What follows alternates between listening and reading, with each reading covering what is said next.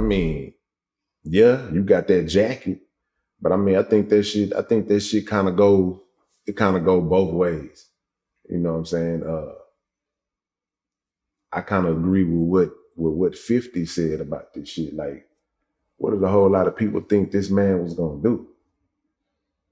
So I mean, yeah, it can be frowned upon, you know, all you want. Like, but some people don't have it in them to do what you would do. You know what I'm saying? If somebody was trying to, Lord, God forbid my mama was alive and somebody tried to, do something to my mama or my kids and, the baby mama shit, you fucking my baby mama, I'll probably have something to say to her. You know what I'm saying? But all the rest of this shit, like, I'm not finna tell on you. I'm gonna make sure you don't wake up. But that's just me. You know what I'm saying? So a lot of people don't have that shit in them. So by him wearing that snitch jacket, I don't think he give a fuck.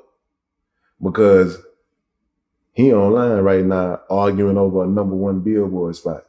He ain't talking about no motherfucking snitching. He talking about getting some millions and shit, so he don't care. Well, I mean, he's actually talking about snitching in that song. And in fact, in the video, he ends up having a mouse head. Yeah. In the video. I mean, but I mean, what he doing is he being a great businessman with this shit. He's being an awesome businessman with this shit to even come out and be arguing over a #1 spot. But I mean, because he taking what the world hanging on him, and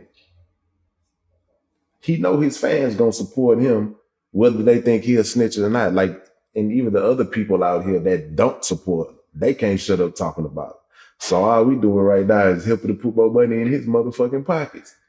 Yeah, pretty much. So So he's doing exactly what he planned to do.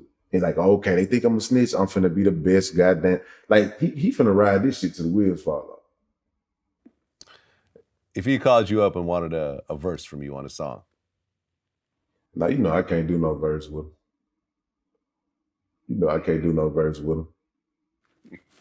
I couldn't do no verse with him because, and I'm not even gonna say as far as the snitching shit. I'm gonna say, like, what the fuck I'm gonna do on one of his type of songs? What he gonna do on one of my, like, how that's gonna go?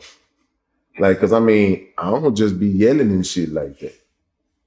Like the shit I be seeing, like I seen the, like he animated as fuck. I'm pushed back like a cuticle. I don't think that shit gonna go together. Well, you got a new project out, Quarantine, Yeah. Social Distancing. Yeah. It's an EP. Mm-hmm.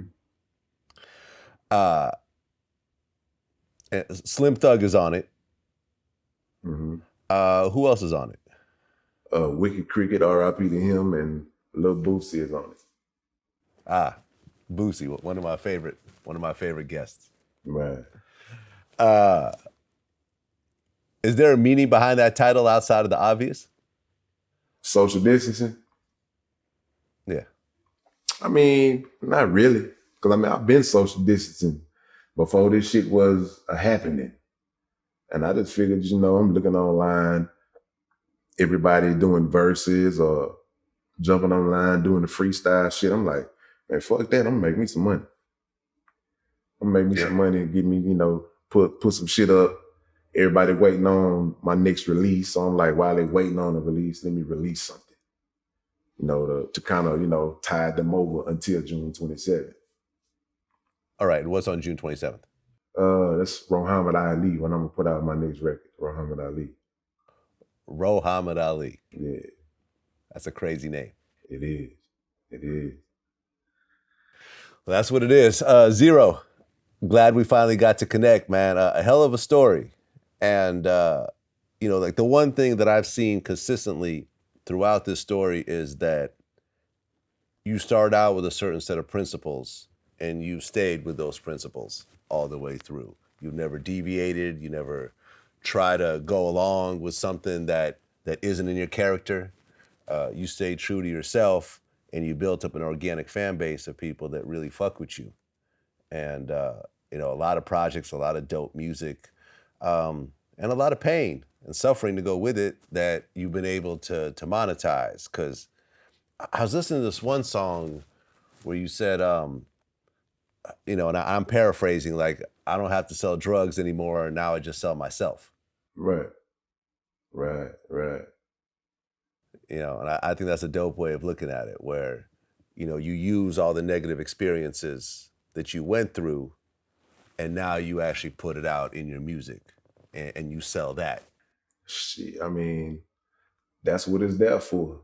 You know, people relate, and a lot of people love hearing the similar situation. It kind of makes them feel like they're not alone because my story is not my own. Like, it's so many other people that own the same rights that are familiar to my shit. And when I'm talking about my shit, I'm talking about their shit too. So it keeps me going to keep them going. And I'm really just trying to keep me going. You feel me? And I don't even mean the financial part. I mean, like, because I actually dig what I do. So when I'm doing shit, I'm venting. And a lot of people want to vent. They just don't know how to do it the way that I do it. So, I mean, that shit kind of work for everybody in the end. So, and then, yeah, I mean, you got to look at it like, shit, if you're an artist, I mean, shit, like it or not, you a hoe for somebody. So why not just be a hoe for yourself? I sell me. I sell me. I don't want nobody else to pimp. I'm going to pimp me. You know what I'm saying? It feel better. That's what it is. Zero, man. Appreciate you speaking today, and you know, finally, I'm just happy that this is something I've been wanting to do for a long time, and it's did not disappoint. I appreciate you for having me, man. No doubt, man. Until next time. Peace.